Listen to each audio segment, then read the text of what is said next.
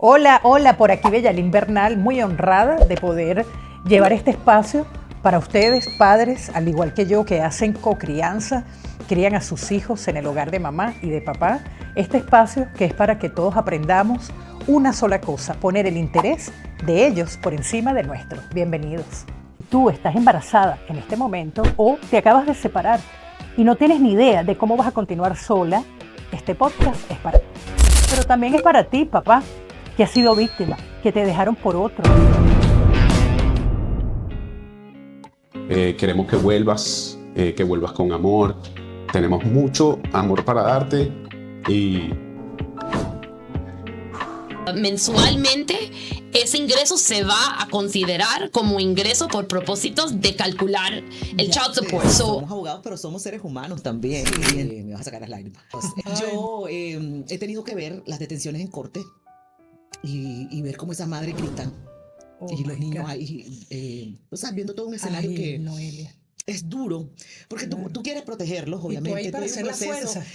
Y es difícil que no te golpee. Saludos, es la concejal de Doral, Maurín Porras, aquí saludándoles con co-parenting.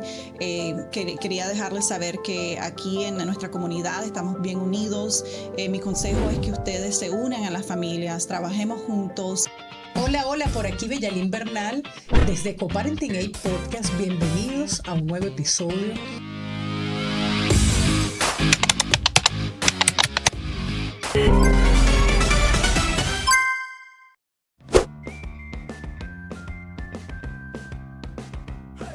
En este episodio tengo otra vez a Ivette Petkovic de Petkovic Law Firm, nuestra abogada de confianza, pero hoy ella, más allá de abogada, va a ser nuestra amiga, nuestra aliada, y nos va a dar esos tips, esos consejos de cosas que otros muy poquitos abogados te dijeran. ¿Para qué? Para que ahorremos dinero de su propia profesión, de su propio trabajo. Vamos a ver qué son esas cositas. Hola Ivette, ¿cómo estás? Súper, muy contenta de estar contigo de nuevo. Y pues por lo menos hoy con nuestro cafecito y pues mis nuevas tazas. Gracias, cada vez que vengo me siento tan consentida con esta taza azul, me encanta. Bueno, acá en este bufete eso es muy importante para nosotros. Sí, tienes buen gusto. De verdad que sí, que agradable, de verdad poder... Bueno, cuando yo trabajé contigo fue tan agradable todo y eso es lo que quiero traer hoy, cómo podemos tener esa relación armónica con los abogados, porque hay veces que el abogado te representa estrés porque es tiempo, es mucho dinero. Y yo sé que tú me dijiste, Bella, vamos a hacer algo que ayude a la gente, porque a veces hay fricción en la relación, ¿cierto? Porque quieren ahorrar, pero no saben cómo, y quiero que hoy nos guíes. ¿Cómo podemos trabajar con ustedes de una manera que sea, ¿cómo te digo?, colaborativa también, porque eso va a hacer que yo ahorre dinero? Bueno, la realidad es que muchas veces cuando uno contrata a un abogado, a veces es la primera vez en su vida que ha pasado por ese proceso y no necesariamente entienden los expectativos, qué esperar del proceso. Y bueno, y la realidad es que contratando a un abogado también es algo muy interesante en el sentido que uno hace esa decisión basado en lo que piensa esa persona va a hacer por uno, en la química que uno sienta, pero que actualmente ha trabajado con esa persona anteriormente y ha visto la calidad del trabajo es muy, muy poca. Pues entonces, para mí, en mi bufete, es muy importante manejar los expectativos. Y eso es lo que se me ocurrió a mí cuando estábamos hablando y decir, ¿sabes qué? A mí me encantaría que explicarle al público algunos de los detalles del negocio de un bufete para que entiendan por qué cobramos de la manera que cobramos, cómo pueden reducir esos costos y cuáles son los expectativos, ¿ok? De ambos lados. Pues una de las primeras cosas que se me ocurrió es lo siguiente. Un abogado de familia lo vas a contratar por hora, ¿ok? Es muy, muy incomún que es un flat fee, que le das un monto y eso cubre todo. Siempre es por hora. Estás comprando horas por adelantado. También, con ese concepto, algunos abogados te van a biliar por todo. Déjame respirar en ese por punto todo, porque... hasta la transportación a la corte, el tiempo que se pasa en tráfico llegando a la corte. Hay abogados que cobran por eso, o si pagas $10, $15 en el garaje donde uno parquea, en la corte te van a mandar ese bill por los $15, o hablan contigo por 3, 4 minutos, 5, 6, 10 minutos para para recordarte de la audiencia que tienen en unos días, te van a cobrar por eso. Y voy a interrumpir un segundito, Sí, por Ivette, supuesto. porque antes de encontrarte a ti, mi penúltima abogada, porque tú eres la última y ya no hay más, como digo, fuiste la última. Sí, justamente tuve una experiencia muy terrible. No es algo que le deseo a las personas, ese estilo tan agresivo, porque yo también tengo mi profesión y tú cuando pones los puntos claros está bien, pero sí hay abogados que realmente, me pongo en tu lugar de que el tiempo de ustedes vale, pero hay abogados que abusan. Y yo he sido víctima de eso y es la razón por la cual quiero traer esto también con la mayor sinceridad posible, que tú nos digas de qué manera podemos usar los honorarios de los abogados y de qué se trata, porque sí hay exageración. Pues mira, primero que nada es importante que el público entiende, cada uno maneja su negocio como quiere. O sea, yo no soy nadie para decirle a un colega, no bilees de esta manera o no cobres por eso. Cada uno valora su tiempo de su manera, pero la realidad es que uno se tiene que enfocar a veces en el mercado que está sirviendo. O sea, claro, si estoy trabajando con un cliente que tiene plata, que tiene la habilidad de pagar, pues a lo mejor ellos van a querer que yo haga ciertas cosas que ellos mismos pueden hacer, y ahí es donde voy a que llegar. delegan el 100%. Exacto. Correcto. O hay muchas veces que hay clientes que yo sé que no pueden gastarse $2,000 al mes por 2 años en mi servicio. Entonces, ¿cómo uno, si no tiene la capacidad, la habilidad económica de pagar honorarios mensualmente de $1,500, $2,000, $3,000, cómo uno puede a veces evitar eso, pero igual producir un resultado que le conviene? La primera cosa que para mí es súper importante es que hay muchas cosas que uno puede hacer uno mismo que no necesariamente se lo tiene que pasar al abogado para hacerlo. ¿Como cuáles? ¿Como cuál? Por ejemplo, organizar documentos, organizar evidencia. Muchos quieren venir a la oficina y entregar un paquete así de documentos y dármelo a mí directamente. Claro. Disculpa, documentos que tienes que leer, luego digitalizar. Digital, exacto. Sí, sí. Y ahí es donde yo iba. Hoy en día todo es digital. Nada en la corte se filea en vivo. Hay algunos documentos, pero muy pocos tienen que ser originales. Todo es digital. Y si el caso se trabaja mayormente por Zoom, más razón todavía. Claro. Tiene que ser digital. Todo esto yo lo tengo que escanear, lo tengo que agendar, ponerlo en diferentes folders, organizarlo, darle fecha, etc. Yo prefiero mucho más que me entreguen un flash drive o un USB, ya todo bien organizado, mensaje de texto 2025, fotos de las crimas, 2024, pero ya entregar la información ya organizada, estás ahorrando. Claro, eso lleva puede ser tiempo. miles de dólares, Wow. ¿ok? O otro ejemplo, entregando información financiera, ¿right? Cuentas bancarias, etcétera, organizando las cosas. A veces es necesario yo transferir muchos de los números en esos documentos financieros a un spreadsheet de Excel.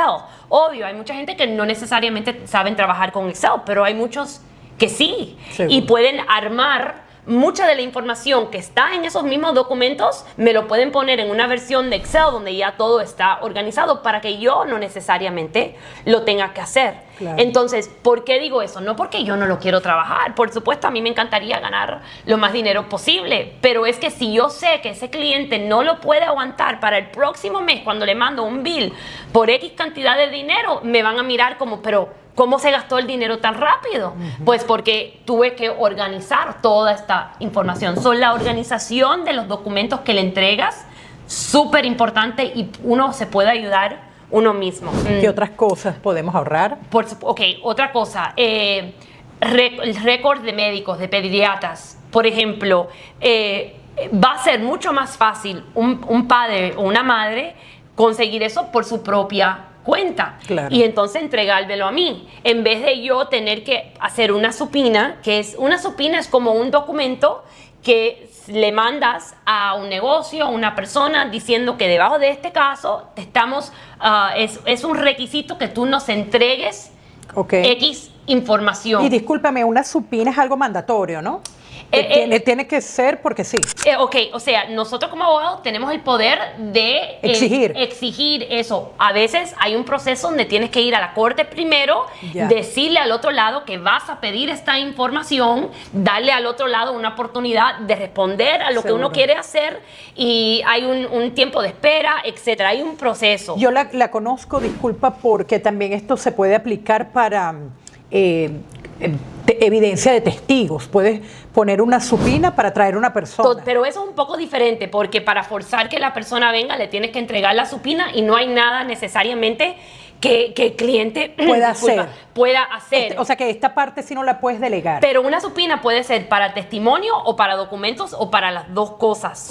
Mi punto es, para los documentos, a veces el cliente lo puede conseguir ellos mismos, y lo voy a conseguir hasta más rápido. Y a lo mejor cuando lo conseguimos nos damos de cuenta que no lo queremos usar, porque no nos ayuda de la manera que pensábamos, y ahora lo conseguiste tú solo, no te tuve que cobrar por eso, no le tuvimos que decir al otro lado que lo estábamos consiguiendo. Seguro. Y es mejor estrategia. Pero el gran punto es que muchas veces los clientes vienen a mí y ellos esperan que yo voy a hacer todo, y con mucho gusto lo puedo hacer, pero a veces Pero paga. Pero te voy a cobrar, y puede ser que sea un poco más lento, porque natural, tengo ese cliente y tengo 50 más también. En el sentido ese, pienso que con la organización de información, consiguiendo ciertos documentos, todo eso, si uno lo hace uno mismo, yo no le tengo que cobrar por hacer esas cosas. Hay muchos más ejemplos. Conversaciones, ¿ok? Muchas veces... Yo puedo salir cara porque yo hablo mucho. Bueno, y ¿sabes qué? Pero con los abogados he aprendido... Pero ¿sabes qué? Eso es un tema, un punto interesante, porque yo también hablo mucho. Porque me gusta explicar. Mi estilo es mucho de educar, porque yo pienso, si la persona entiende la parte educativa de lo que yo le estoy diciendo, va a entender mejor por qué estoy aconsejando una cosa sobre otra. ¿Qué pasa? Como yo sé que me gusta educar, y a veces hablo más de lo que debo de hablar, yo trato de estar pendiente de eso cuando estoy cobrando, porque no es justo tampoco que yo hable mucho y yo no tengo que pagar tú. Mi manera de explicar las cosas. El punto es lo siguiente. Mi estilo es, si van a hacer unos minutos, nada más que para recordar de algo, o no, una conversación rapidita, yo no necesariamente cobro por eso, ¿ok? Pero bueno, si estoy teniendo y otros abogados pueden cobrar con todo gusto. Estoy hablando quizás hasta preguntas que uno puede hacer cuando va a contratar un abogado, entender mejor el proceso de biliar. Para mí, si estoy preparando para audiencia y le estoy dando 1 hora, 2 horas para preparar el testimonio, etcétera, por supuesto, te tengo que cobrar por mi tiempo. A veces me llaman a las 10 de la noche y por lo tanto no siempre respondo, pero de vez en cuando sí respondo, porque pienso que es un momento urgente. Right? Si tomo una llamada a esa hora, sin duda que la voy a cobrar, porque le estoy quitando tiempo de mi familia. Pero el gran punto acá es que uno tiene que estar, dos cosas: consciente de cómo bilea el abogado. Trato de hacer preguntas alrededor de eso. ¿Me van a bilear por cada minuto que están dileando con mi caso? Y lo otro es entender que hay cosas que el cliente puede hacer para reducir los costos. Y bueno, di algunos ejemplos de eso, preparar la documentación ellos solos. Otra cosa es, otro ejemplo, en ley de familia, como en todas las áreas de ley, uno a veces quiere contratar expertos para probar algo, un psicólogo, un accountant, un un contador forénsico, que puede agarrar las cuentas bancarias, analizarlas, etcétera. Hay muchas veces que el cliente mismo puede testificar a estas cosas si se organiza bien, si arma el Excel spreadsheet. La realidad es que hay muchas cosas que uno puede hacer uno mismo, mientras y cuando se siente cómodo y mientras y cuando toma el tiempo para producir algo que actualmente se puede ¿Has tenido situaciones, has peleado con tus clientes? Bueno, sí, por supuesto, he tenido desacuerdo con clientes anteriormente, pero siempre ha sido alrededor de ellos no entender cómo manejar su propio retainer, cómo manejar el dinero que está ahí puesto para utilizar ese dinero para las cosas que yo soy la única que lo puedo hacer o que mi buffet lo puede hacer y no necesariamente cosas que ellos también pueden hacer o por gastándose demasiado tiempo en cosas que deben de ahorrar ese dinero para las cosas que no pueden hacer, como ir a la corte, argumentar, escribir, etcétera. Obvio, eso le ha pasado, creo, a todos los abogados. Así que guardar el presupuesto para lo más necesario. Exacto, lo que uno no puede ser uno mismo. Y pues tú misma dijiste que tú has peleado con...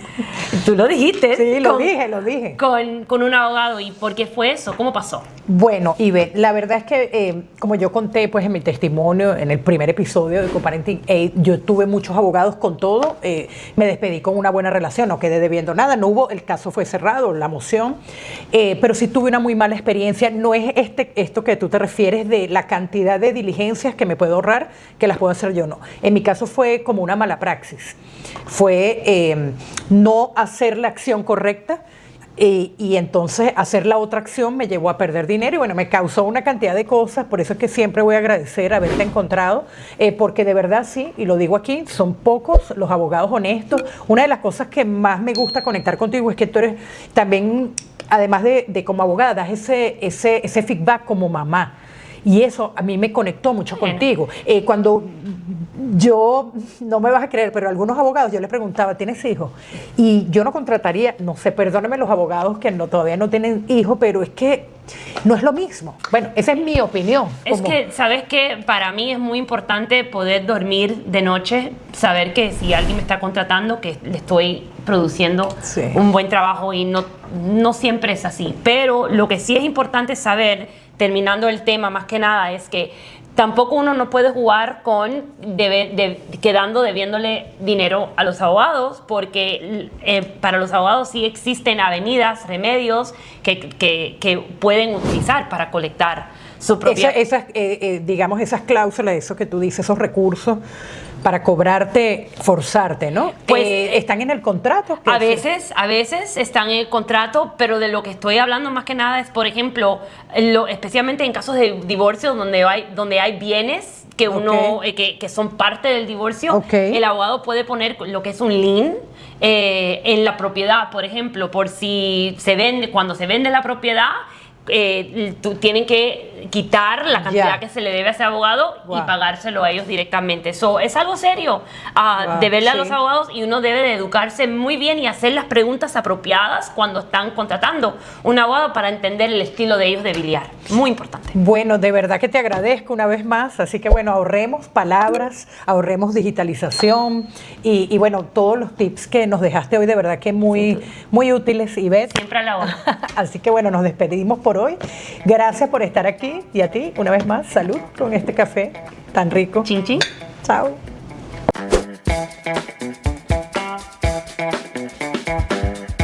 Una cosa que me encantaría aconsejar a los que me están oyendo es que, ¿sabes? Cuando hay litigación dentro de dos padres sobre los hijos, es muy importante asegurar que las parejas, si cada uno está en su propia relación, no involucrar las parejas en los problemas de la litigación, hacer todo lo posible para evitar eso.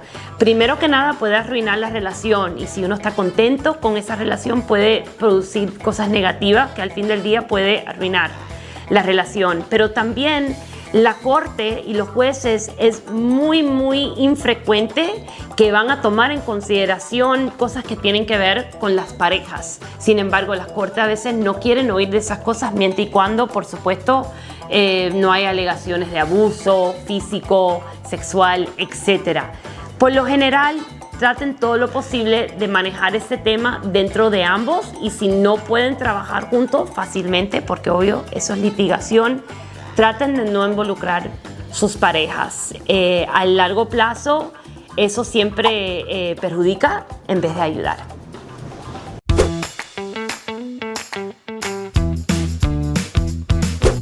Hola, hoy te reto a que evites la mayor cantidad de veces que puedas a que intervengan terceras personas. Con todo el respeto que merecen los abogados, ya vemos que el ser padres nos lleva a un camino de madurez donde definitivamente por momentos el abogado te puede resolver, el juez puede tomar una decisión que por momentos te convenga o no, pero esto es para toda la vida y ese es el reto, de eso se trata. Vamos a, como lo dijo la abogada, vamos a usar sus honorarios, su tiempo, sus recursos para estrictamente lo necesario, lo que realmente no podemos hacer. Pero hay tanto que podemos hacer y creo que lo más importante que debemos y podemos hacer, si queremos, es el trabajo interno. Ese no te lo va a hacer el abogado y mucho menos el juez.